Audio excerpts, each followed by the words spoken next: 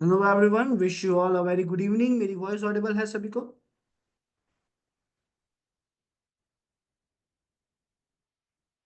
Perfect, great great great. I hope you all are doing good. So learners, last class में हमने networking का थोड़ा introduction देखा था। हम उन्हीं पार्ट्स को थोड़ा और आगे कंटिन्यू करेंगे और नेटवर्किंग के बारे में पढ़ेंगे। बट बिफोर स्टार्टिंग, आप सभी के मन में कुछ डाउट्स थे आपके पोर्टल्स को लेकर, है ना? कि आपके पोर्टल्स कैसे एक्सेस करे जाएंगे, आप लोग कैसे लॉगिन करोगे, उसके बाद पोर्टल्स में रिकॉर्डिंग्स कहाँ देखने को मिलेगी, या फिर आपकी रिसोर्सेज यानी कि चीट शीट्स, नोट्स, ये सब कहाँ देखने को मिलेंगे। तो इसी इशू को, इसी प्रॉब्लम को और आप सभी के डाउट्स को रिजॉल्व करने के लिए आज हमारे साथ आप सभी के सपोर्ट मैनेजर महिमा मैम अवेलेबल है, तो वो आपको गाइड करेंगे, है ना? सो just allow me minute everyone, और फिर आपका एक छोटा सा सेशन महिमा मैम लेंगे जो आपको ये सारी चीजें गाइड कर देंगे।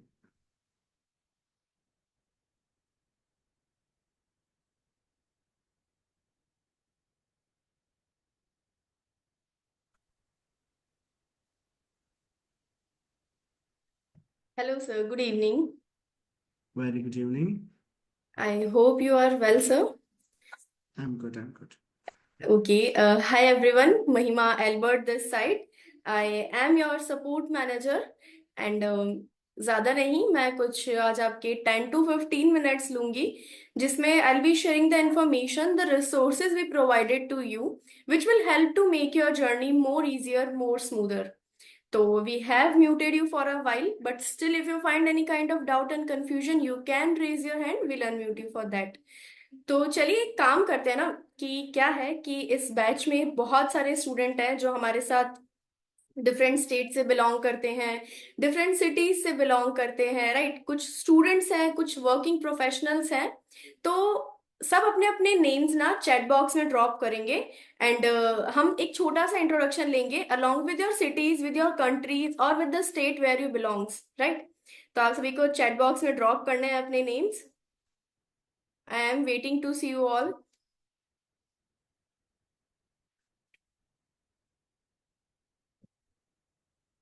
Vinod, hi Vinod. Hi Avinash Kumar, hi Mukesh, hi Nabajit. अच्छा, आप सब कहाँ से बिलोंग करते हैं? ये तो आपने मुझे बताया ही नहीं। I am Nilesh Bishnoi from Indore. Really nice, really nice. Bhopal, Avinash is from Bhopal, that's really nice. Okay, Vinod is from USA, really nice. Guwahati, Sanam is from Guwahati. Okay. Some students are not dropping their name. They are just dropping the name of their cities or wherever they belong. Please drop your names. Barwani, from Madhya Pradesh. Mukesh, ठीक है। I am from, you are Syed and you belongs to Bangalore, ठीक है। Shyam Sundar, Lakshit from Maharashtra, really nice. Suraj Verma from Uttar Pradesh, that's really nice. Okay, that's Gangapur city, Rajasthan. Okay, that's really nice. Okay, really nice to have you all in our onboarding. So, I hope मेरी screen आप सभी को visible होगी। So again कुछ students हमारे साथ join हो चुके हैं और कुछ ज्वाइन हो रहे हैं। So again a very warm welcome to our ethical hacking mentorship programme. We are very excited to have you guys on board. But first, if you have something to say, please raise your hands. Feel free to share your thoughts or reaction in the chat. Turn your cameras on. We'd love to see your smiling faces. See, guys, as you can see me smiling on the screen, I would love to see you all smiling on the screen, right? तो I would request कि आप सभी अपने cameras को on करें so that we can connect more efficiently. Hi Akash, nice to see you. Hi Ashfaq, really nice to see you. Really nice to see you. I know some students are not comfortable, but that would be great कि आप अपने cameras को on करेंगे because hi Sham Sundar, hi Nilesh, nice to see you. कुछ students ने अभी भी अपने कैमरास को ऑन नहीं किया है। I know you are not comfortable. चलिए एक काम करते हैं ना, हम एक आइस ब्रेकर प्ले करते हैं। You know what the ice breaker is? Hi Sanam, nice to see you. Hi Lakshit, nice to see you. चलिए एक आइस ब्रेकर प्ले करते हैं। You know what the ice breaker is? किसी को पता है आइस ब्रेकर क्या होता है? तो चलिए एक काम करना है आप सभी को। आपने जो रिसेंटली जो मूवी या जो सीरीज बिंज वॉच की है, उसे आप चैट बॉक्स में ड्रॉप करेंगे। देखते हैं कि किस किस ने रीसेंट मूवीज क्या देखी है, किसका क्या जॉनरा है, राइट? तो चलिए let's start the game. Eighth floor. Sanam Teri Kasam, ओ हाँ, ये तो काफी चल रही। क्राइम पेट्रोल देखा है आपने? Sanam. Okay, really nice. One piece, Pushpa. Ashish sir ने पुष्पा देखी है। रियली नाइस। और किसने क्या क्या मूवीज देखी है?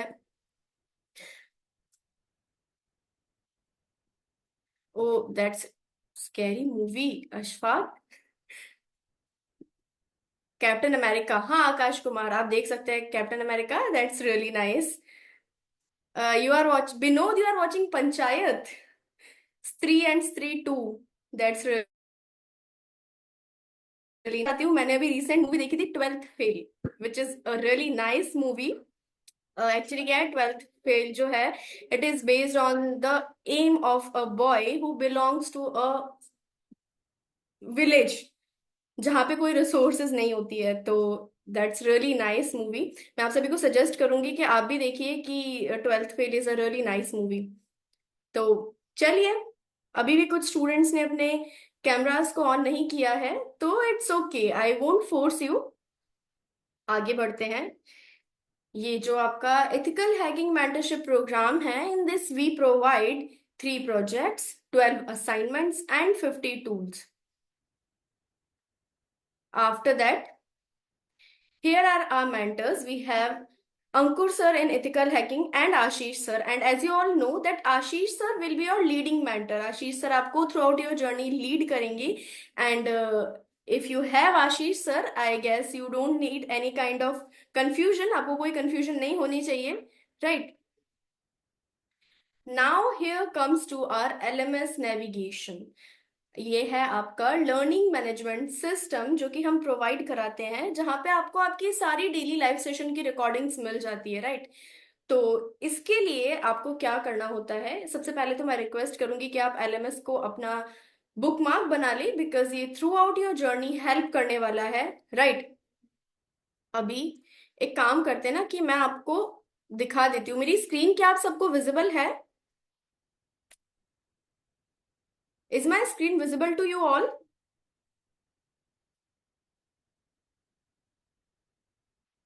तो आपको लॉग इन करना है learner.wscubetech.com पर।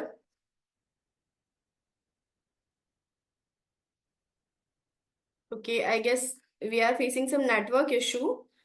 आई am really sorry for the inconvenience.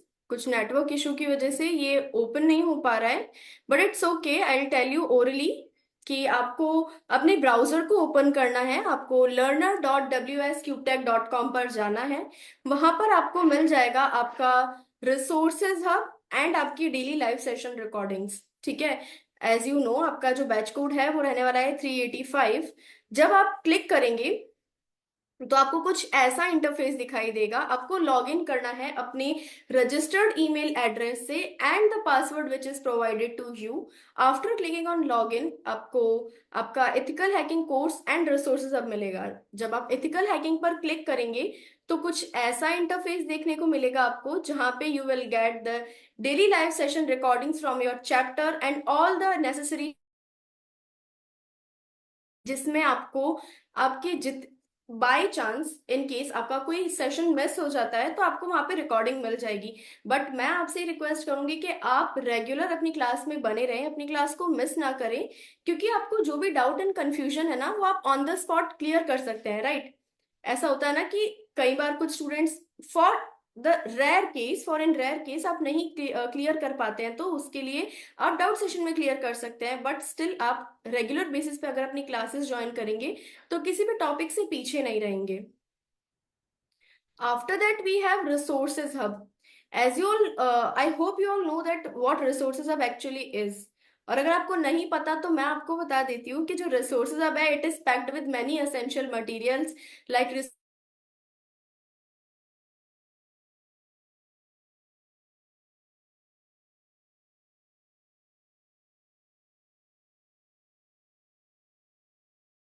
वैसा इंटरफेस दिखाई देगा जहां पे आपको एज पर योर टॉपिक्स आपके असाइनमेंट्स मिल जाएंगे एंड अपने प्रोजेक्ट्स मिल जाएंगे।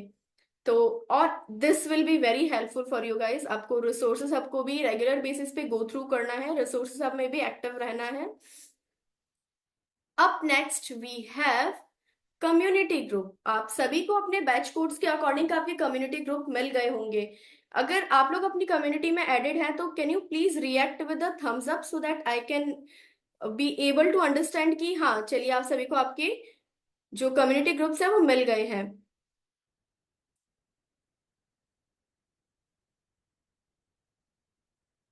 ठीक है, nice. Now can you hear me properly? Am I audible to you?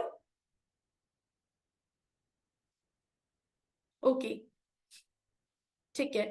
चलिए, आपको अपनी व्हाट्सएप कम्युनिटीज में भी एक्टिव रहना है। जितने भी आपके इंपॉर्टेंट अनाउंसमेंट्स है regarding your courses and curriculums, we हम जो है आपके जितनी भी अनाउंसमेंट है वो आपकी ग्रुप्स में पोस्ट करते हैं। अगर आप एक्टिव रहेंगे तो आप किसी भी अपडेट से पीछे नहीं रहेंगे। अगर आप एक्टिव नहीं रहेंगे तो हो सकता है शायद आपकी कोई अपडेट्स रह जाए, कुछ ऐसा इंपॉर्टेंट टॉपिक जो हम पोस्ट करें आपके लिए, या कोई ऐसी इंपॉर्टेंट इंगेजमेंट जो हम पोस्ट करें आप उससे पीछे रह जाए, राइट? तो आपको अपने कम्युनिटी ग्रुप्स में भी एक्टिव रहना है। अप नेक्स्ट, आपको अपनी स्क्रीन पे एक नंबर दिखाई दे रहा होगा, राइट? ये है आपका support number. You can save this number as a support number. So in case in future if you find any kind of doubt and confusion regarding your course and curriculum, आप you can reach out to us through this number। और अगर आप इस number से भी हम तक reach नहीं कर पाते हैं, we have provided our mail ID which is support@wscubetech.com। आप इसके थ्रू हमें मेल कर सकते हैं। We will be there for you to help you in any kind of situation, in any kind of doubt and confusion you find। तो I hope ये जो process था ये आप लोगों के लिए एंगेजिंग रहा हो। आप अगर आपने कुछ मिस कर दिया है अभी भी, डोंट वरी, ये जो रिकॉर्डिंग है ये आपको आपके पोर्टल पे मिल जाएगी। आप वापस से इसे देख सकते हैं, इसे रिव्यू कर सकते हैं, ठीक है? बट अभी भी मुझे एक चीज जाननी है। देखिए, आप सब इस कोर्स में ज्वाइन हुए हैं तो आपका कुछ ना कुछ पर्पस तो होगा ही, राइट? और ये जो हमारी जर्नी है, it is not a short journey, ये बहुत ही लॉन्ग जर्नी है जिसमें हमें एक साथ रहना है। ठीक है, तो मुझे ये जानना है कि आप लोग कितना एक्साइटेड है इस कोर्स को लेकर। अगर आप लोग एक्साइटेड हैं तो आप you can give a reaction with a heart और with a thumbs up, whatever you wants. क्योंकि मैं और आपके मेंटर बहुत एक्साइटेड है इस जर्नी के लिए कि हम लोग एक साथ आगे जाने वाले हैं। ठीक है, सनम इज वेरी एक्साइटेड। ठीक है, Akash is very excited. That's really nice to see. Nilesh, I hope you are excited too. We have many students. We have Sandeep, we have Lakshit, we have many students. But it's okay. तो I hope ये जो process है ये आपकी help करेगा आपकी journey को और स्मूथ बनाने में। एंड जितने भी अब तक के आपके डाउट्स एंड कंफ्यूजन्स हैं वो क्लियर हो गए हों। ठीक है, आशीष सर हमारे साथ है। Hi Ashish sir, thank you so much for the time you have given to me.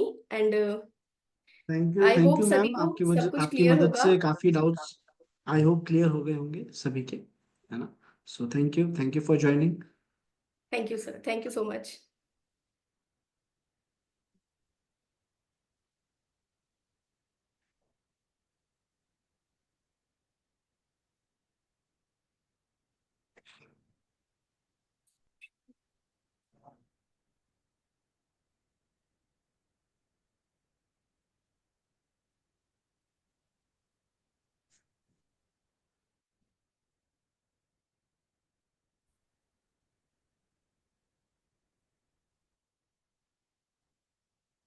Perfect. Okay everyone, मेरी वॉइस क्लियर ऑडिबल है सभी को? ठीक है। आई थिंक जो हमारा लर्नर्स वाला पोर्टल वाला पार्ट था शायद विजिबल ना हुआ हो। अगर ऐसा है तो मुझे एक बार चैट में ड्रॉप कर दो। क्या लर्नर्स पोर्टल वाला पार्ट विजिबल था, समझ आ गया था?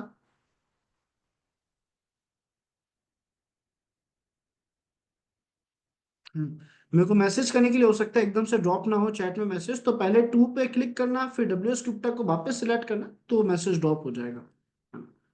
जब होस्ट चेंज होते हैं तो ऐसा होता है। परफेक्ट। ठीक है, विजिबल था। फिर भी एक क्विक इंट्रोडक्शन के लिए मैं बता देता हूँ, हमें कुछ नहीं करना है। हम अपनी ब्राउजर्स पे जाएंगे, ब्राउजर्स पे जाने के बाद विजिट करेंगे हमारे लर्नर्स वाले पोर्टल पे। हमने यहाँ पे लिखा learners.wsqtech.com, हमारा पोर्टल चालू हो जाएगा। लॉगिन पेज पे जाएंगे, क्रेडेंशियल्स मांगेगा, हमारा ईमेल और पासवर्ड जो आप सभी को मिल गया होगा वो हम यहाँ पे लिख देंगे। फिर लॉगिन बटन पे क्लिक करेंगे और हमारा पोर्टल यहाँ लॉगिन हो चुका है। हमें दो तरीके की फाइल्स देखने को मिलेगी, दो तरीके के बंडल्स देखने को मिलेंगे माय कोर्सेज में जाने के बाद। ये दो बंडल्स में क्या क्या है सर? पहला जो बंडल है वहां तो डेली क्लासेस की रिकॉर्डिंग्स दिखेगी। कुछ ऐसा होगा है ना, मेरे पास ज्यादा कंटेंट दिखेगा, आपको इतना कंटेंट आपके बैचेस में नहीं दिखेगा। आपको एक तो दिखेगा आपके बैच का नंबर, WSLC, और जो भी आपके बैच का नंबर है वो यहाँ होगा। आप जब इस पर क्लिक करोगे तो डेली क्लासेस की रिकॉर्डिंग्स आपको यहाँ दिखती चली जाएगी, day wise and module wise. तो फिर आप उस पर क्लिक करके उन रिकॉर्डिंग्स को देख सकते हैं। उसके अलावा आप सभी को कुछ रिसोर्सेज दिए गए हैं, जो कि आपको यहाँ पे रिसोर्सेज हब नाम का एक और पैकेज दिख रहा होगा, आप उस पर क्लिक करेंगे। यहाँ पे आपको हर मॉड्यूल वाइज मॉड्यूल्स के इंट्रोडक्शंस, मॉड्यूल्स के असाइनमेंट्स, नोट्स और चीट शीट्स विजिबल है ना। हर एक असाइनमेंट को जब आप रिव्यू करेंगे तो वहां पे एक डॉक्यूमेंट है जो आपको बता रहा है कि उस असाइनमेंट में आपको करना क्या है। ऑल दो हर एक मॉड्यूल के कंप्लीट होने के बाद, दो तीन मॉड्यूल्स के कंप्लीट होने के बाद, मैं खुद आप लोगों को समझाऊंगा कि किस असाइनमेंट को कैसे पूरा करना है और सबमिट कैसे करना है। ठीक है, फिलहाल आप लोग नोट्स और चीशीज को यूज लेना स्टार्ट कर सकते हो। हर मॉड्यूल के एंड होते ही मैं आप लोगों को अपडेट कर दूंगा कि अब आप लोगों को अपने असाइनमेंट्स पूरे करने हैं। आई होप अब अच्छे से क्लियर हो गया होगा, आइडिया लग गया होगा इसका, रिसोर्सेज सबका। हाँ, पीडीएफ डाउनलोड नहीं हो सकते, ना ही करने हैं, ना ही वीडियोस डाउनलोड हो सकते हैं, और वो भी डाउनलोड नहीं करना है ना। वो कंपनी पॉलिसीज के अंडर जाते हैं। ओके। सो अब हम क्या करेंगे सर, हम स्टार्ट करते हैं आज के कंटेंट को। लास्ट क्लास में हम डिस्कस कर रहे थे हमारे नेटवर्किंग के कंसेप्ट को, जिसमें हमने आईपी देखा, उसके टाइप्स देखे और आईपी के रूल्स देखे, है ना। उसे रिकॉल करते हुए आगे बढ़ते हैं। सब लोग मुझे बताओ, आईपी के टोटल टाइप्स कितने हैं हमारे पास? अब तक हमने कितने टाइप्स पढ़े आईपी के?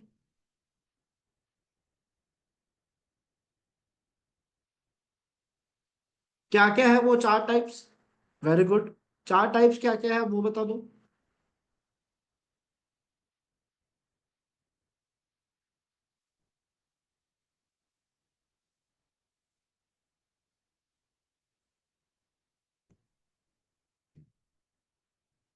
Sir private, public, static, dynamic, बहुत अच्छे। अब यहाँ पे आईपी के कुछ रूल्स थे। रूल्स क्या है आईपी के? सबसे इंपॉर्टेंट पार्ट हमारे लिए रूल्स को याद रखना है। रूल्स क्या थे आईपी के?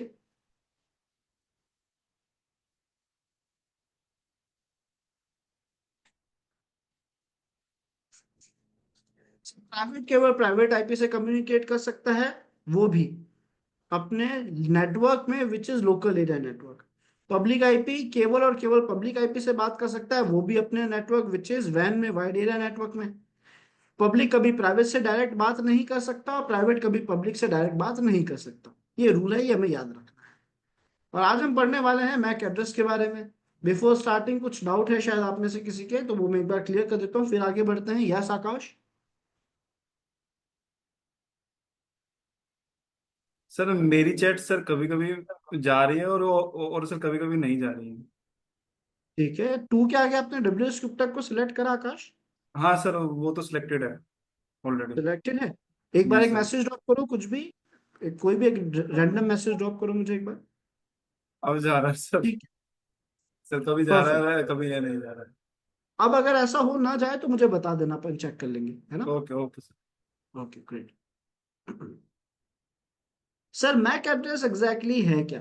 मैक के बारे में हमें जो जो बातें पता है वो ये है कि सर मैक का full form media access control address है। ये हर हार्डवेयर डिवाइस को दिया जाता है। हर उस हार्डवेयर डिवाइस की जो नेटवर्किंग में कोई भी बातचीत कर रहा होगा उसके पास एक फिजिकल एड्रेस होगा, यानी हार्डवेयर एड्रेस होगा। उसे हम कहते हैं मैक एड्रेस। इसके बारे में ये भी कहा जाता है कि ये हमेशा के लिए कभी चेंज नहीं होता। टेम्पररी बेसिस के लिए चेंज हो सकता है, पर परमानेंट बेसिस पे चेंज नहीं होता, ऐसा कहा जाता है।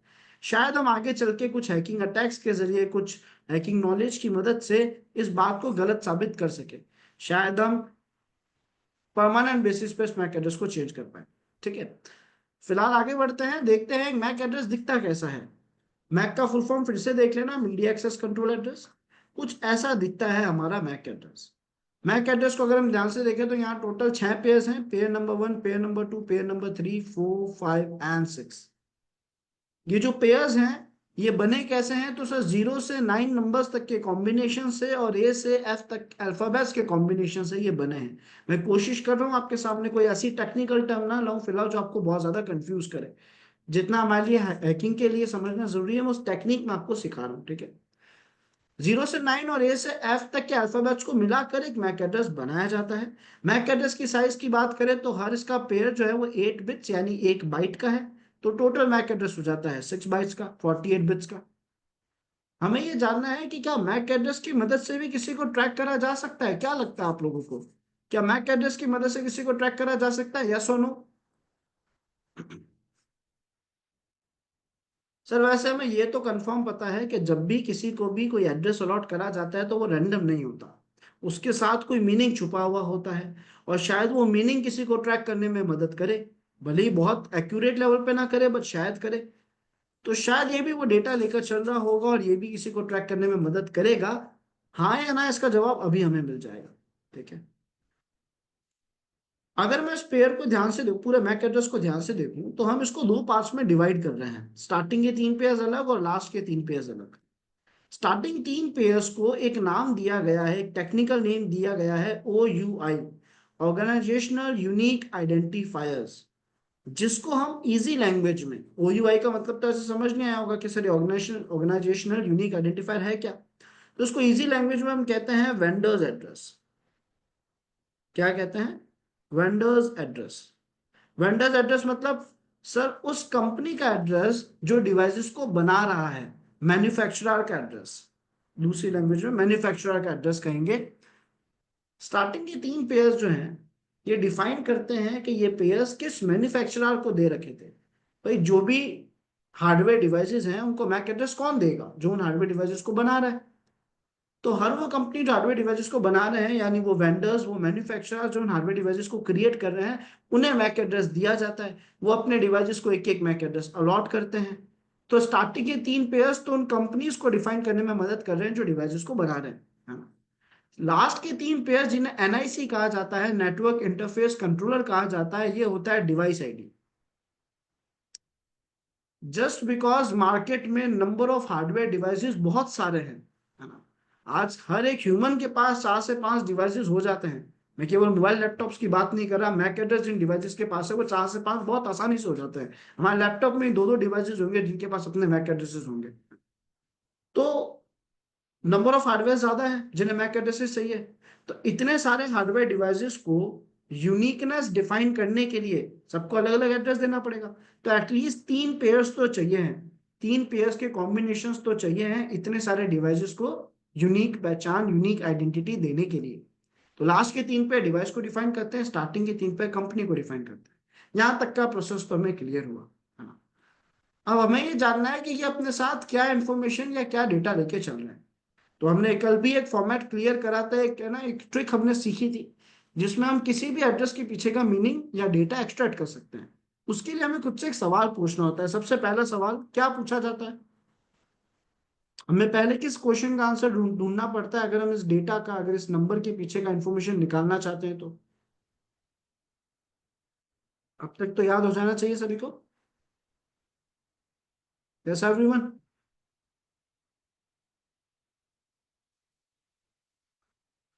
यूज होने की रेंज, कि सर ये जो भी एड्रेस है ये किस रेंज के अंदर यूज लिया जाता है। करेक्ट, ध्यान रखना सब लोग। अच्छा अब बताओ मुझे, मैक एड्रेस का जो यूज है वो किस रेंज में होता है? क्या एक मैक एड्रेस केवल एक सिटी, स्टेट, कंट्री या ओवर दी वर्ल्ड, कहाँ यूज होता है ये?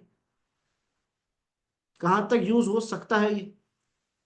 Sir Mac address hardware devices को दिया जाता है। वो हार्डवेयर डिवाइस हम वर्ल्ड के किसी भी कोने में ले जाएं वो काम करता है। हार्डवेयर डिवाइस ये नहीं कहता कि अरे मैं तो इस एरिया में आगे अब काम नहीं करूंगा, है ना।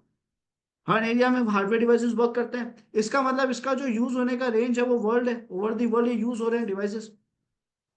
अब मुझे करना क्या है, छोटे छोटे एंटिटीज में डिवाइड करना है। तो अगर मैं पहले ग्रुप की बात करूं, पहले पेयर की बात करूं, तो ये क्या डिफाइन कर रहा होगा? कोशिश करना रिप्लाई थोड़े फास्ट फास्ट आते रहे। बहुत अच्छे, गुड सैयद, गुड आकाश, अशफाक गुड, सूरज गुड। नहीं, लक्षित वापस सोचो। वर्ल्ड को अगर हम छोटी छोटी सब कैटेगरीज में बांटते हैं तो सबसे पहली कैटेगरी क्या है ये हमारे पास? Good Shyam, annotation. सबसे पहली कैटेगरी आएगी सर कंट्री। फॉर एग्जांपल हम मान लेते हैं इंडिया को ये डिफाइन कर रहा है, ठीक है। सेकंड पेयर क्या बता रहा होगा? स्टेट, है ना? तो एग्जांपल के तौर पे मान लेते हैं राजस्थान को डिफाइन कर रहा है सेकंड पेयर। अब यहाँ पे कैच है थर्ड पेयर में। थर्ड पेयर क्या बता रहा होगा? थर्ड पेयर वैसे तो सिटी बताएगा सर। अब आईएसपी तो बता नहीं सकता सिटी के साथ, क्योंकि आईएसपी तो इंटरनेट सर्विस प्रोवाइडर था। यहाँ तो आईपी आई नहीं है जो आईएसपी आएगा। यहाँ पे आएगा सिटी प्लस मैन्युफैक्चरर डिटेल्स। इसका मतलब ये बताएगा कि सर जयपुर में, एग्जाम्पल के तौर पे मैं ऐसा कह रहा हूँ, जयपुर में जो इंटेल का ऑफिस है, जो इंटेल डिवाइसेस बना रहा है, ऐसा एग्जाम्पल के तौर पे कह रहा हूँ अगेन, है ना। तो जयपुर में जो इंटेल का ऑफिस है उसको ये एड्रेस दिया गया था। उसने जितने भी डिवाइसेस बनाए उनको उनने ये पेयर अलॉट करता गया। इन पेयर्स के जो कॉम्बिनेशन थे, जो जो फिगर्स निकले तो अलॉट करता गया। तो हमें ये तीन डिटेल्स तो स्टार्टिंग तीन पेयर से मिल गई। अब अगर किसी डिवाइस से क्राइम होता है, हमें कभी भी कोई मैक एड्रेस मिलेगा, तो हम वेंडर तक पहुंच जाएंगे और वेंडर को बोलेंगे ये मैक एड्रेस किसका है? तो वो कहेगा सर ये तो इस यूजर का है, क्योंकि डिवाइस जिसने खरीदा था, ये बिल जिसके नाम पे बना हुआ है वो ये रहा। अब आप कहोगे सर उसने किसी को सेल कर दिया था तो कोई फर्क नहीं पड़ता। हम अगर आज कोई व्हीकल भी खरीद के लाते हैं, फॉर एग्जांपल हम टू व्हीलर फोर व्हीलर खरीद के लाए, हमने भले ही उसे 10 जनों को सेल कर दिया हो बाद में, बट अगर वो आज भी हमारे नाम पे रजिस्टर्ड है, उससे कोई एक्सीडेंट होगा तो हमें ही पकड़ा जाएगा। तो ये भी कुछ वैसा है सर। अगर वैसे ऐसा कम करा जाता है, मैकेट्रिक्स के जरिए ऐसी ट्रैकिंग करी नहीं जाती, इतनी कम जरूरत नहीं पड़ती। बट अगर कोई ऐसा करे तो डेफिनेटली फिजिबिलिटीज है इस बात की, क्योंकि उससे डिवाइस का पता पड़ेगा और डिवाइस से बिलिंग का पता पड़ेगा कि उस डिवाइस को किसने खरीदा था। तो ये ओवरऑल डेटा ही अपने साथ लेकर चलता है। क्या सर हमने जो अभी अभी पढ़ा है इसे प्रैक्टिकली देख सकते हैं?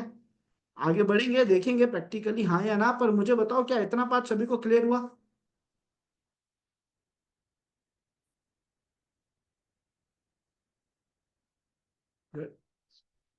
तो हमने कहा सर हम अपने डिवाइसेस में मैक एड्रेस देख कैसे सकते हैं? अपने डिवाइसेस में मैक एड्रेस देखने के लिए आप इन कमांड्स का यूज ले सकते हैं। अगर आप विंडोज ऑपरेटिंग सिस्टम चला रहे हैं तो आप अपने कमांड प्रॉम्प्ट में जाएंगे, गेट मैक कमांड लिखेंगे। अगर आप लिनक्स या मैकबुक चला रहे हैं तो वहां पे टर्मिनल मिलता है, आप उसमें आई एफ कॉन्फिग कमांड लिखेंगे। आई एफ कॉन्फिग इसलिए ताकि आपको और भी डिटेल्स दिखे जो आगे आपके काम आएगी, वरना मैक देखने के और भी कमांड्स हैं। हम इन कमांड्स की मदद से मैक एड्रेस देखेंगे। हमने कहा फिलहाल ये मशीन तो हमने सेटअप नहीं कर रखी, विंडोज तो अभी पड़ा है हमारे पास। तो हमने अपने विंडोज के सर्च बार में गए, यहाँ पे जाके लिखा सीएमडी यानी कमांड प्रॉम्प्ट, एंटर प्रेस करा, कमांड प्रॉम्प्ट स्टार्ट हो चुका है। हमने यहाँ पे कमांड लिखा गेट मैक। जैसे राम ने मिनट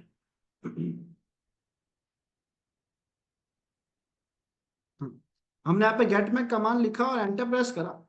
और जैसे ही हमने ऐसा करा, इसने मेरे डिवाइसेस में जितने भी मैक एड्रेसेस को विजिबल थे सब दिखा दिए।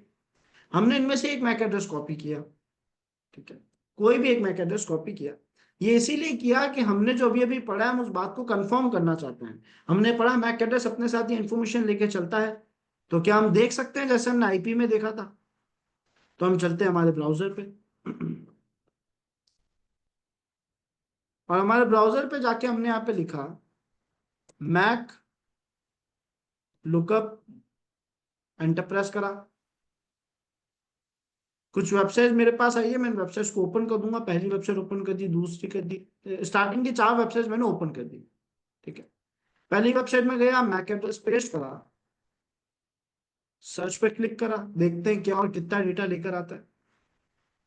तो इसने सर स्टार्टिंग के 3 पेयर्स के बिहाफ पे आपको बताया कि ये जो कंपनी है उसका नाम क्या है, यानी ये जो डिवाइस था ये किस कंपनी का है, ठीक है। उस कंपनी का एड्रेस क्या है, ये डिवाइस कब बनाया गया था और इसको लास्ट अपडेट कब करा गया, जो कि दोनों डेट सेम है। तो इसी डेट पे डिवाइस बनाया गया था, इसका मैक एड्रेस, कंपनी का एड्रेस, कंपनी का नाम हमें यहाँ पे देखने को मिल रहा है स्टार्टिंग 3 पेज की मदद से, यानी हमने जो पढ़ा बात सही है। इसमें वही जो कंट्री, स्टेट और सिटी और कंपनी का एड्रेस है वो सब आ गया। हम दूसरी वेबसाइट पे गए, हम दूसरी वेबसाइट पे इसलिए गए क्योंकि अक्सर आपको ऐसा देखने को मिलेगा कि आप जितनी अलग अलग वेबसाइट या जितने अलग अलग टूल्स को यूज लोगे ना, आपका आउटपुट भी अलग मिलेगा। कोई वेबसाइट कम डेटा देगी, कोई वेबसाइट ज्यादा डेटा देगी। तो हमें इस चीज से, इस पर्टिकुलर प्रोसेस से फेमिलियर होना पड़ेगा। कोई भी काम करना है तो 2 से 3 जगह ट्राई करेंगे उसे। हमने सर्च करा दूसरी वेबसाइट में आके, इसने हमें स्टार्टिंग 3 पेज की यहाँ पे कंपनी का नाम, कंपनी का एड्रेस, कंपनी की पूरी रेंज जो उसे अलॉट करी गई थी, ठीक है, और स्टार्टिंग डेट उस डिवाइस का, रजिस्ट्रेशन डेट उस डिवाइस का दिखाया गया है। एक और वेबसाइट पे गए, यहाँ पे हमने मैक एड्रेस पेस्ट करा, एंटर प्रेस करा, तो हमने क्या देखा कि इसने केवल और केवल कंपनी का नाम बताया, बाकी डेटा दिखाया ही नहीं।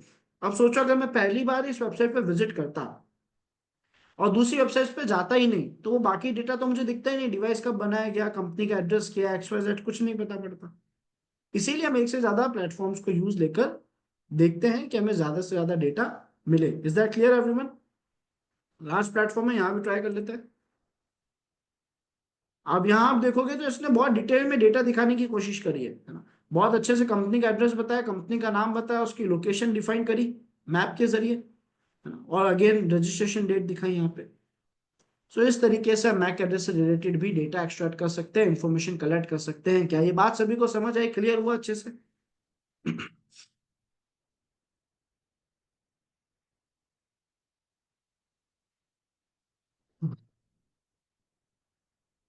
Good good good good good good good, perfect. अब हमने मैक एड्रेस पढ़ लिया, अब हम बढ़ेंगे हमारी सेकंड टेक्नोलॉजी की तरफ, या आप कह सकते हो थर्ड टेक्नोलॉजी की तरफ। फर्स्ट आईपी था, सेकंड मैक था, थर्ड जो हमारी टेक्नोलॉजी है वो है पोर्ट्स, जिसके बारे में कुछ कुछ चीजें नो डाउट हम पढ़ चुके हैं। इसके बारे में कुछ इंपॉर्टेंट रूल्स हमें पढ़ने हैं ताकि आगे चल के पोर्ट्स के कंसेप्ट में हमें एरर या इशू ना आए। So just allow me few minutes.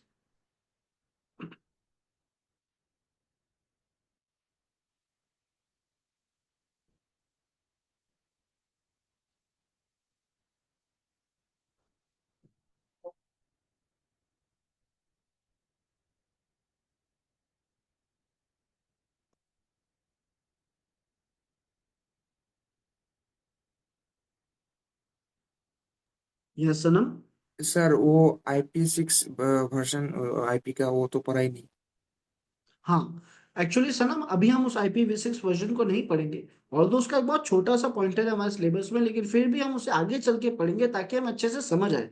अभी क्योंकि आप लोगों को मैंने आईपी से भी फेमिलियर अच्छे से नहीं कराया, अभी कुछ टॉपिक्स है आईपी के, और तो वहां हम आईपी से फेमिलियर होंगे, फिर जब वो समझ आएगा तब IPv6 ग्रैब कर पाएंगे। करंटली उसे पढ़ाना तो बस वो टॉपिक पढ़ाना हो जाएगा, वो समझ नहीं आएगा ना, तो अपन आगे चल के उसे पढ़ेंगे सही टाइम पे जब हमें वो समझ आए। Okay. Okay, thank you sir. एक चीज सब लोग बिल्कुल रिलैक्स रहना, कोई भी ऐसा टॉपिक नहीं होगा जो किसी भी रीजन से हम मिस कर जाएंगे, छोड़ देंगे, ऐसा नहीं होगा। कई ऐसे टॉपिक्स होंगे जो हम करंट टाइम पे नहीं समझ सकते, आगे अच्छे से समझेंगे तो उस वक्त पढ़ेंगे, ठीक है। तो हम चलते हैं पोच की तरफ। सर पोच क्या है? पोच नेटवर्किंग में बातचीत करने के रास्ते हैं जो हर एक मशीन को अलॉट करे गए हैं। हर एक मशीन पे नेटवर्किंग में बात करने के लिए खूब सारे रास्ते हैं। कितने रास्ते हैं मैं उम्मीद करता हूं अब तो आपको फिगर्स यानी नंबर याद हो गया होगा। कितने रास्ते हैं एक मशीन के पास नेटवर्किंग में बात करने के लिए? उसका एक हिस्सा, उसका एक पार्ट आकाश इसी में है, लेकिन कंप्लीट नहीं कहेंगे, लेकिन हाँ उसका एक हिस्सा है जिसमें आप कुछ कुछ अच्छी चीजें सीखेंगे, पेलोड्स बनाना है और सर 1 से लेकर 65535, 65,535, इतने सारे रास्ते हर एक मशीन को दिए गए हैं ताकि वो नेटवर्किंग में बात कर सके, लोगों के भेजे हुए डेटा को एक्सेप्ट भी कर सके और खुद भी लोगों को डेटा भेज सके। दोनों ही कामों के लिए रास्ते यूज लिए जाते हैं, यानी पोस्ट यूज ली जाती है। रास्ता वैसे कोई वर्ड है नहीं, मैं इसलिए बोलूं ताकि आपको अच्छे से समझ आए। इन्हें हम पोस्ट कहते हैं। अब पोच के बारे में हमें समझने के लिए उसके कुछ रूल समझने पड़ेंगे। ये पोच की डेफिनेशन है जिसमें से कुछ पॉइंटर तो आप लोग अभी समझ जाओगे, जैसे पोच और कुछ नहीं, वो पाथ है जिसकी मदद से आप कम्युनिकेशन करते हो, ठीक है। टोटल नेटवर्किंग में ऐसी पोच हमारे पास 1 से 65535 है, वो यहाँ पे मेंशन है। उसके अलावा पोच के 2 रूल्स लिखे हुए हैं। ये दो रूल्स मैं आप लोगों को अभी समझाऊंगा, फिर वापस इस पॉइंटर पे लाऊंगा कि क्या क्या रहा है। रूल समझने के लिए हमने देखा कि सर हमारे पास यहाँ पे दो घर है, एक यूजर ए का घर है, एक यूजर बी का घर है। आप लोग ग्राफिक्स देख के समझ पा रहे होगे ये कार्टून कैरेक्टर का घर है।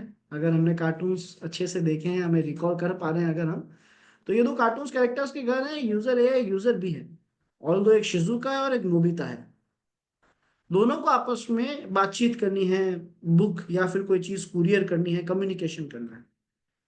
तो अब एक जगह से दूसरी जगह यानी सोर्स से डेस्टिनेशन तक जाने के बहुत सारे रास्ते होते हैं। शिजुका के घर से डोरेमोन के घर तक जाने के बहुत सारे रास्ते हैं।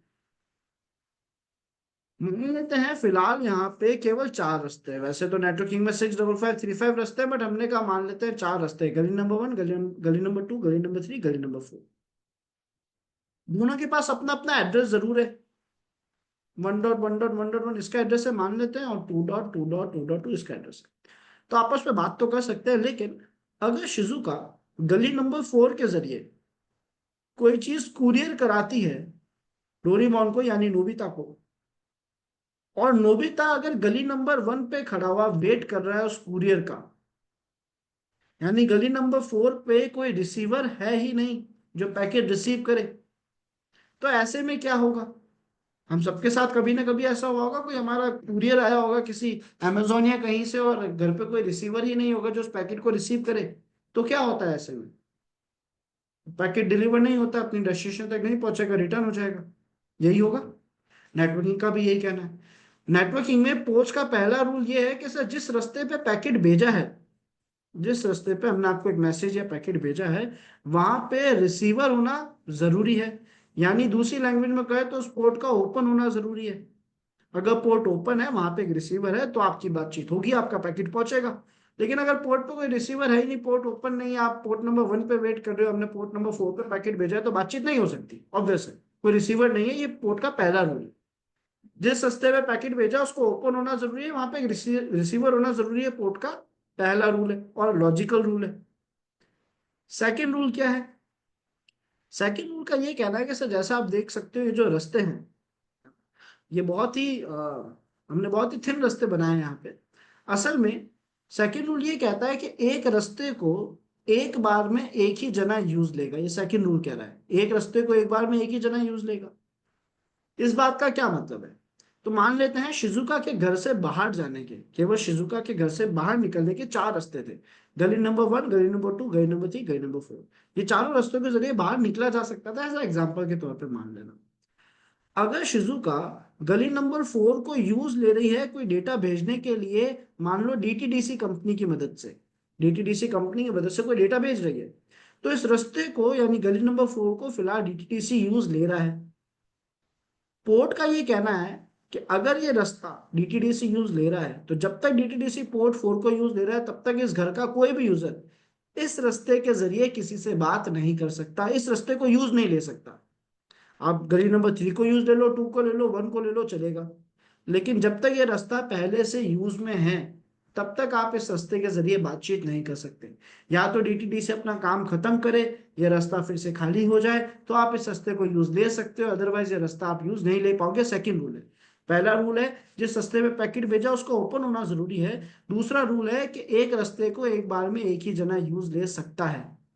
क्या ये बात सभी को समझ आई?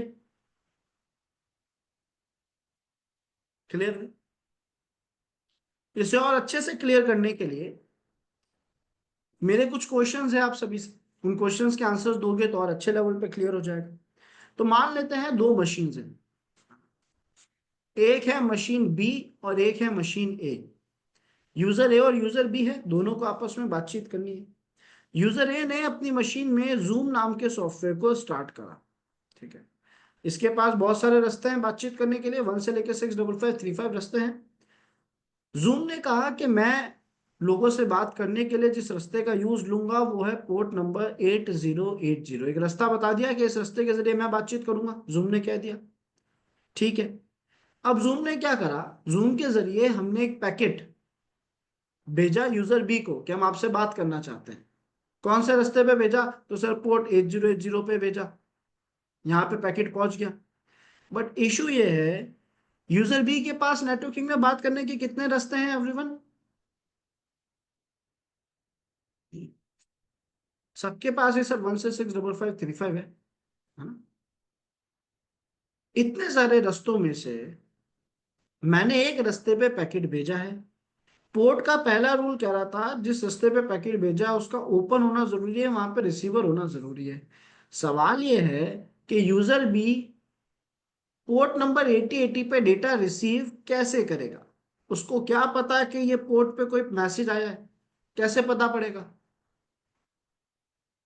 यस एवरीवन, यूजर बी को ये बात कैसे पता पड़ेगी कि उसके पोर्ट 8080 पे हमने एक पैकेट भेजा है? क्योंकि जब तक नहीं पता पड़ेगी वो वहां जाके रिसीव नहीं कर सकता, पोर्ट ओपन नहीं करेगा। कैसे पता पड़ेगी? सर हम कोई मैसेज भेजेंगे, हो सकता है हमने पोर्ट नंबर 1 के जरिए उसको एक अपडेट भेजा हो पहले कि सर आपको कुछ देर में 8080 पे रिक्वेस्ट आने वाली है। तो ये जो पोर्ट नंबर 1 पे आपने पैकेट भेजा है ये कैसे रिसीव करेगा वो? फिर से सेम क्वेश्चन है। ये तो एक लूप है जिसमें हम फंस जाएंगे, जिसका कोई सॉल्यूशन नहीं मिलेगा। तो इस इशू को, इस प्रॉब्लम को सॉल्व करने के लिए जूम कंपनी आ गई। भाई जूम कंपनी ने क्या करा, उसके डेवलपर्स, उसके प्रोग्रामर्स ने क्या करा कि जब वो जूम सॉफ्टवेयर को बना रहे थे उसी वक्त उसकी प्रोग्रामिंग में, उनकी उसकी कॉन्फ़िगरेशन में, उसकी सेटिंग्स में इनने मेंशन कर दिया कि आज से जूम केवल पोर्ट 8080 पे ही बातचीत करेगा। अब पूरे वर्ल्ड में जिसको भी जूम चाहिए वो तो वेबसाइट से ही डाउनलोड करेगा।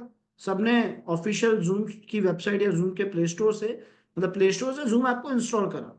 अब जूम में पहले से कॉन्फ़िगरेशन हो चुकी है कि आपको 8080 पे बातचीत करनी है। तो मैंने जूम स्टार्ट करा, 8080 सिलेक्ट हो गई। इसने जूम चालू करा, इसकी भी 8080 ओपन हो गई। क्या अभी आपस में बात कर सकते हैं?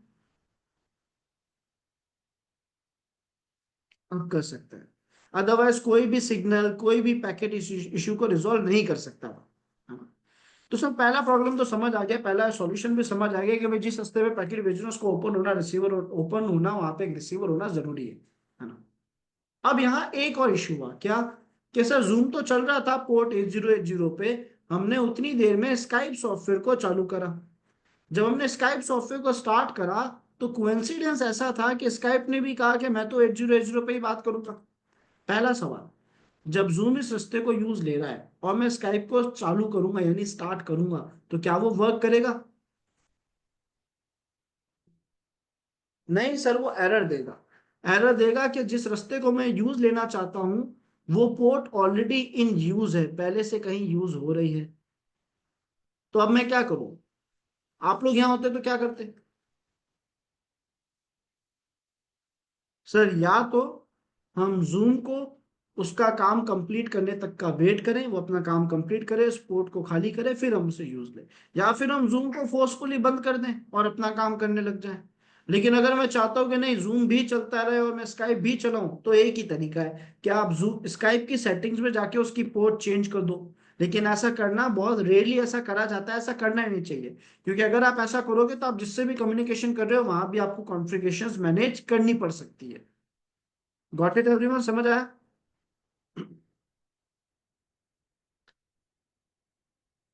ऐसा नहीं हो सकता कि जूम ने एक पैकेट भेजा फिर स्काइप ने एक पैकेट भेज दिया, मिलके एक रास्ते को यूज नहीं ले सकते।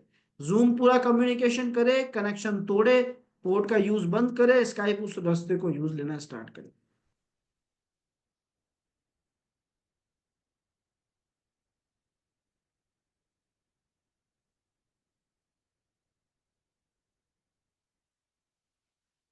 Just allow me minute everyone. Sir अगर जूम पोर्ट 8080 पे काम कर रहा है, इससे तो सर मल्टीपल जूम चल रहे हैं, तो सर ट्रैफिक जनरेट नहीं होगा डिफरेंट सिस्टम्स में। ध्यान रखना हर मशीन के पास 1665535 रास्ते हैं। तो ये कह रहा है कि सर इस घर से बाहर जाने का जो रास्ता था, इस घर से बाहर जाने के लिए जो पोर्ट 8080 थी उसको जूम यूज ले रहा है। तो अगर इसी घर से किसी को बाहर जाना है तो इस रास्ते के जरिए तो नहीं जा सकते।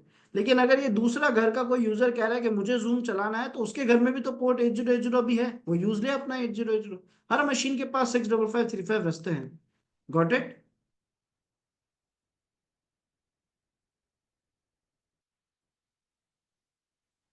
किसी को पोर्ट से रिलेटेड कुछ भी डाउट्स है?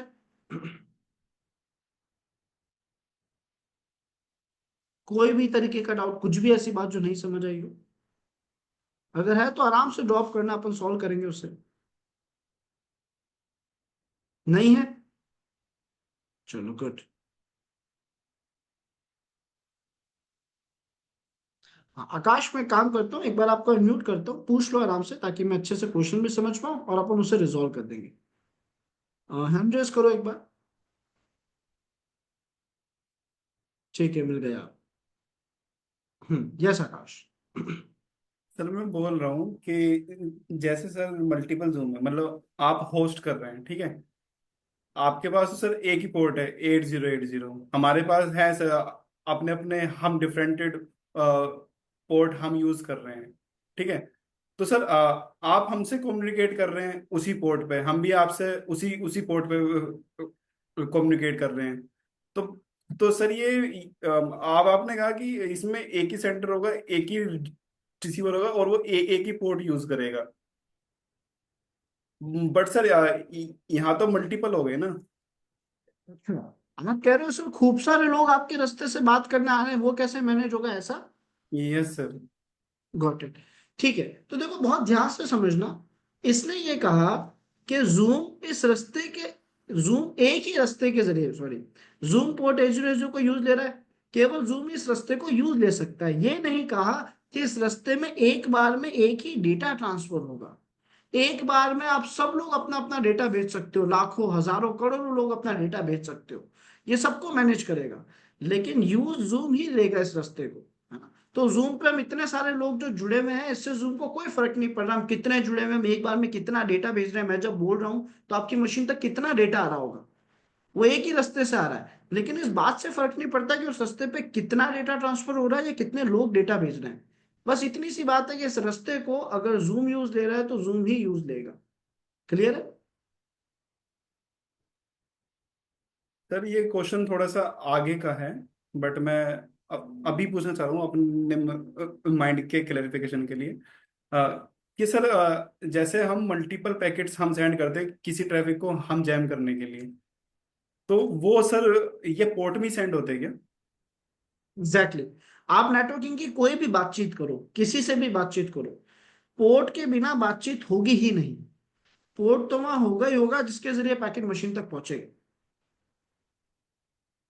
तो सर ऐसे तो हम सर मल्टीपल ट्रैफिक जनरेट कर सकते हैं इसमें, इसको हाँ, जैम हम करने के कर लिए। तो सकते हैं, लेकिन सर यहाँ पे फायरवॉल आ जाता है जो इसका ध्यान ओके। रखता है। आप पोर्ट तो ओपन रहेगी, आप बहुत डेटा भेज सकते हो, बट ऐसा नहीं कि उसको सिक्योर नहीं करा जा सकता। जो उसको सिक्योर करने के बहुत सारे तरीके हैं, फायरवॉल है, पोर्ट के अंदर रूल्स है, जो सॉफ्टवेयर पोर्ट इसको मैनेज कर रहा है, जैसे जूम है, जूम इस रास्ते को मैनेज कर रहा है। अब गूगल मीट अगर डेटा भेजेगा तो क्या जूम से एक्सेप्ट करेगा? सर तर वो फिल्टर कर रहा है उसको। क्या? सर जो फायरवॉल्स हैं और जो इसके पोर्ट्स के रूल्स हैं वो फिल्टर कर रहे हैं उसको data.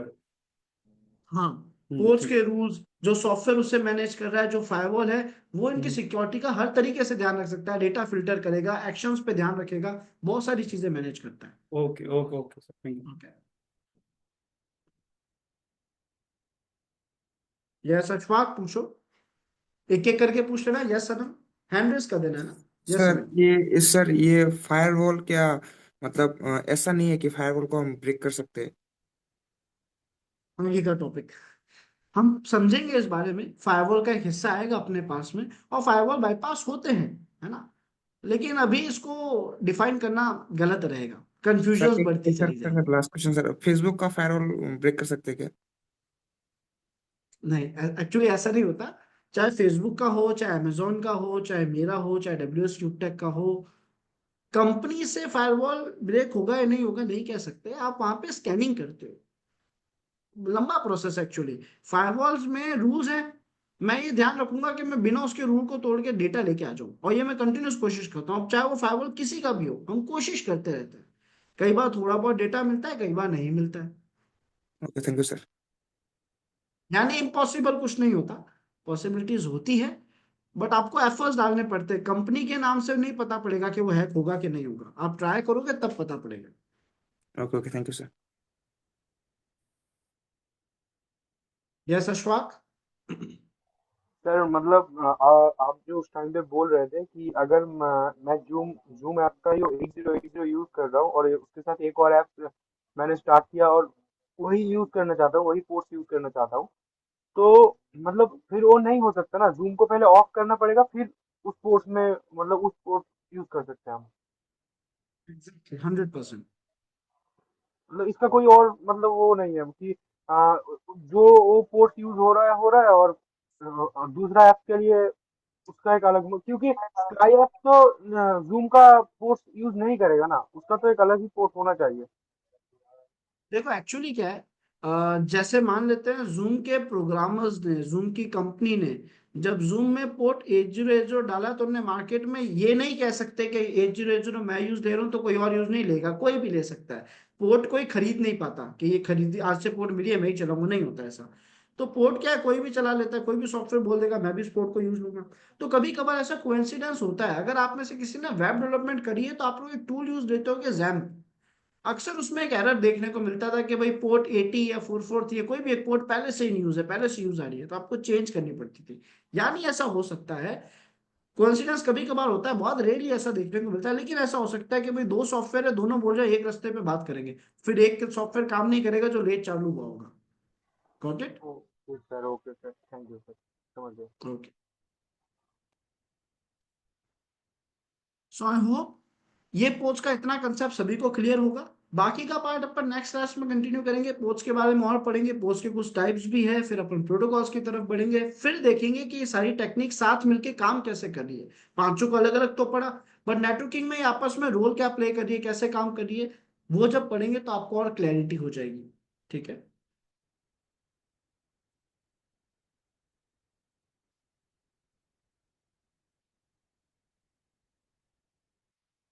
Just allow me minute.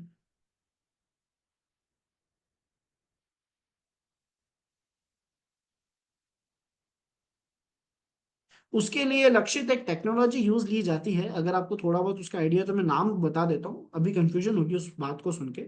Session ID कहा जाता है उसे, जो यूजर की प्रोफाइल को मैनेज करता है, बताता है कि कौन कौन है, यूजर ए कौन है, यूजर बी कौन है ना। सेशन आईडी कहा जाता है। अभी थोड़ा कंफ्यूजिंग, कंफ्यूजन क्रिएट करेगा, धीरे धीरे क्लियर हो जाएगा। ठीक है? Okay then, so bye everyone and good night सबको। बाकी का पार्ट नेक्स्ट क्लास में कंटिन्यू करेंगे। आप जो पढ़ा है वो अच्छे से रिकॉल कर लेना सब लोग। यस सनम? सर मतलब ये सर कोर्स तो थोड़ा थोड़ा टाइम जा रहा है, मतलब ऐसा है कि मतलब 2 मंथ में खत्म हो जाएगा क्या, उससे ज्यादा लगेगा? क्या समझा नहीं? मतलब सर मतलब कोर्स तो बहुत मतलब धीरे जा रहा है मुझे लगता है। नहीं, सर दो। मेरी बात सुनो। हाँ, मैं क्लियर करता हूँ इस चीज को। इन चीजों की टेंशन आप लोग बिल्कुल मत लेना कि कोर्स कितना पूरा हुआ है, स्लो जा रहा है कि फास्ट जा रहा है। आप लोगों का कोर्स तो फास्ट जा रहा है, जो डेली क्लासेस का शेड्यूल चलता है ना, अब तक कितने बैचेस लिए मैंने, तो अभी तो फास्ट चल रहा है, तो बिल्कुल रिलैक्स रहो, 2 मंथ्स में आराम से कोर्स करेंगे। ये मेरी जिम्मेदारी है कि अगर एक भी टॉपिक बचा तो कोर्स एंड नहीं होगा। कोर्स एंड तभी कहलाएगा जब सारे टॉपिक्स कवर हो चुके होंगे, और ऐसा होता नहीं है मेरे बैचेस में कभी कि वो 2 मंथ से आगे जाते हैं, इंस्टेड ऑफ कि मेरी तबीयत खराब हो गई हो। Okay. Thank you sir, thank you sir. चलो ग्रेट।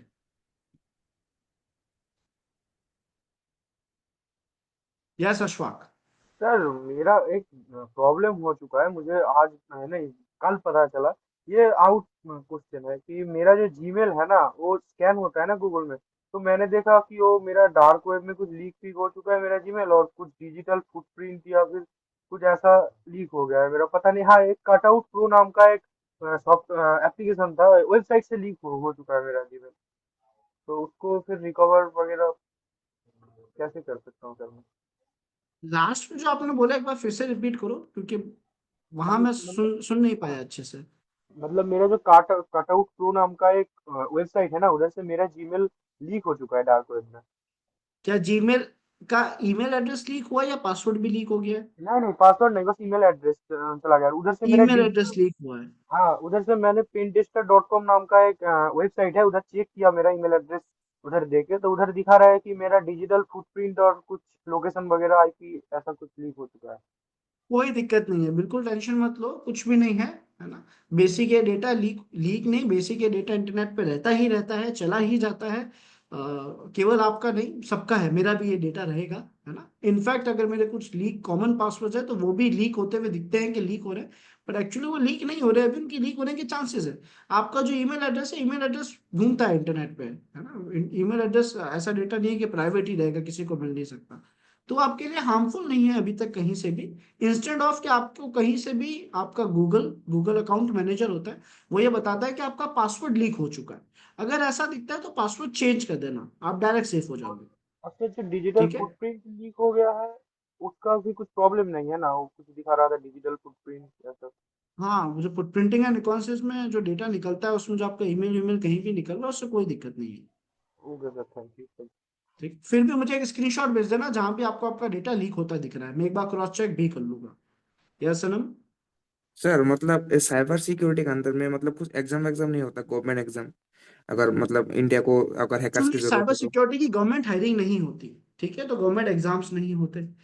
साइबर सिक्योरिटी में government cyber security jobs government क्या क्या हायर करती है, डिजिटल फॉरेंसिक्स को हायर करती है, लेकिन उसके लिए आपके पास 10 ईयर का एक्सपीरियंस होना चाहिए। फ्रेशर्स को गवर्नमेंट हायर नहीं करती। पहले तो सिलेक्टेड पोस्ट के लिए हायर करेगी, वो वहां भी फ्रेशर्स नहीं चाहिए।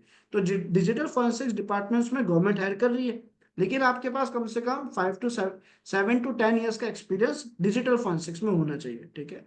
तो फ्रेशर्स के लिए नहीं होता। ऐसे ही गवर्नमेंट की कुछ पर्टिकुलर प्रोफाइल्स हैं, कुछ पर्टिकुलर विंग्स हैं, वहां पे वो साइबर सिक्योरिटी प्रोफेशनल्स को हायर कर रही है, बट एक्सपीरियंस्ड को, जिनको 10-15 साल का एक्सपीरियंस है। फ्रेशर्स लेवल पे कोई एग्जाम करके वो डायरेक्ट एंट्री नहीं दे रही, क्योंकि साइबर सिक्योरिटी एक बहुत बड़ा कंसर्न है। कंपनीज भी डायरेक्टली लेने के लिए एक बार सोचती है। आपके पास कंपनी का सारा डेटा होगा, आपके पास वो पावर्स है, तो वो ऐसे रिलाय नहीं करते किसी पे जब तक उनको अच्छा एक्सपीरियंस ना हो। Okay sir, thank you sir. Okay okay. Okay, so bye everyone and good night सबको, बाकी का पार्ट नेक्स्ट क्लास में।